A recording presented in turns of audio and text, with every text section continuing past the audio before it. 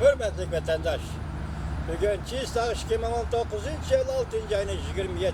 günü ettiği Perşembe. Tüvendeki mavzudaki haber Rabia Kadır'a, benim ayalım Rabia Kadır'a münasebetlik. Onun başka yerde fikir kıldığın matbuat organı bulmaganlığı için ben bizimle bu matbuatı ilan kılışka mecbur buldum. Bunun için beni geçirimle vatandaşlar. Tüvendeki leksiyaş bu mezmunda sel uzunrak mesela iştigrek okuyup dikkat kılın vatandaş. Şanghan yani Hong Kong, Şincanlıkla yani müstemlik Uyguristanlıkla 20 devlet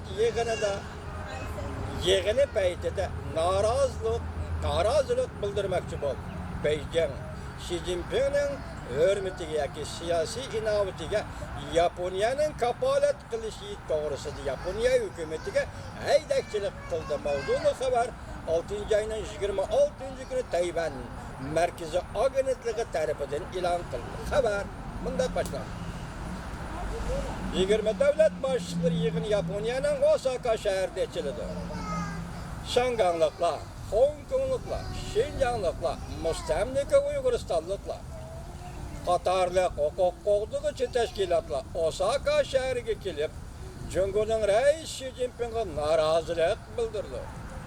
Şu münasibetle Cumhurbaşkanı hükümeti, Yaponiya hükümetinin Reis Xi Jinping'in siyasi inovatini qo'llashini qattiq talab qildi.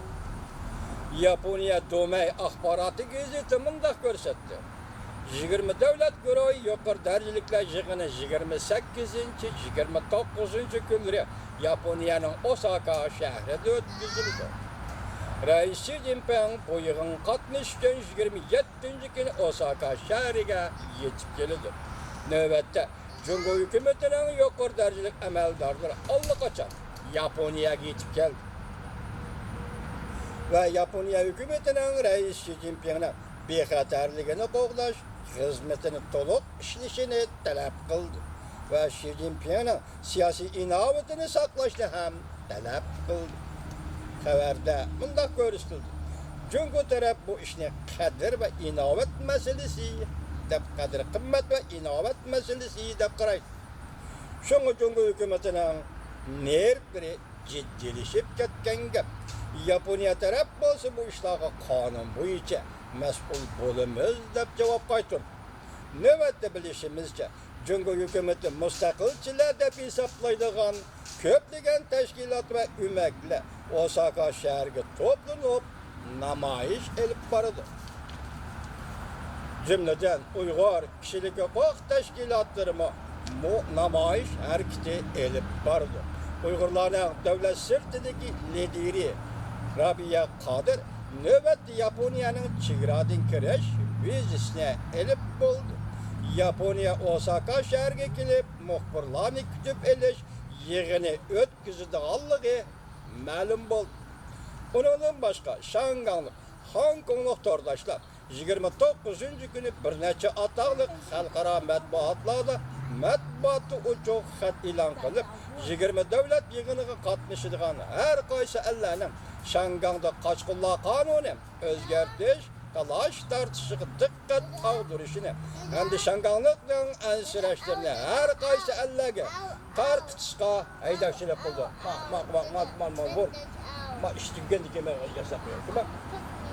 İştimgendiki. Nima o'qot demokratiyani qo'llash yig'ilish faoliyati o'tkazildi. Bu namoyishga Yaponiyada o'qiyotgan va sayohatda bo'layotgan Shanghanliklar qatnashdi. Yana ba'zi Shanghanliklar Shanghandan yetib keldi. Cumhurbaşkanı Tashqi ishlar ministrligi muavin ministri Jang Jun oldingi kuni muxbirlarni kutib elish yig'inida 20 davlat yig'inida Amerika Cumhuriyeti davlat rahbarlari Shanghan masalasi to'g'risida to'xtalamdi deb savol qo'yilganda mundaq javob bergan. Yuqori darajaliklar yig'ini xalqaro iqtisod yig'ini, yer shari iqtisodiy qo'l muomala masalalari nuqtaliq muhokama qilinadi. Shanghan masalasi muhokama qilinmaydi. O yana mundaq dedi Jang Jun, muavin ministr Jang Jun yana mundaq dedi. Cumhurbaşkanı taraf 20 davlat boshliqlari yig'inida Shanghan masalasini muhokama qilishga yo'l qo'ymaydi. Şanggang yani Hong Kong Cumhur'un alaylı memuru rayonu. Cumhur'un içki işlere mensuptur. Her kandak sorunda, her kandak şekilde, her kandak devlet ve her kandak şahsının Cumhur'un içki işlerine aralışığa yol koymaydı. Yaponiya Kenjin haberleri gazete türüge haber kılıp bundan görsen. Yaponiya'nın veziri Shinzo Abe 20 devlet başçıları yegeni mezgilide Amerika, Rusya, Cumhur Katarlık devlet başçıları bilen ayrım halda söhbet ötküzüdür. Növbette Amerika Cumhur karma karşılışının negizlik sebebinin Cumhur meselesi işgalligini her kaysi Allah halıkları düşünüp yetişi gerek. Yaponiya'nın o zoru değil mi? Cumhur Avrupa İttifakı, Amerika, Yaponiya, Katar ve ilgar devletlerinin pazar iktisadi prensiplerini Cumhur hürmet kılmayıvatıdır. Tedrici halda iktisatını devletleştirivatıdır. Zoravan hükmüran oluşni koğluşuvatıdır. Bu yadı zomegar hükmüran buluş, Asya hükmüran buluşun bütün dünyaya etmaptır. Lakin zoravan hükmüran oluşta koğluşuvatıdır. Çünkü onun adil olmayan haddi hareketleri dünyanın bexetterliği ve güllünüşünü devretmekte. Kenjin obzordumunda görsetti, Kenjin geziti obzordumunda görsetti. 20 devlet başçıları, yukarı dercilikler yığını, her kaysi devlet başçıları, Cumhur meselesine ciddi karaydıgan sorundur. Cümleden kişilik hukuk meselesi var şunun içinde.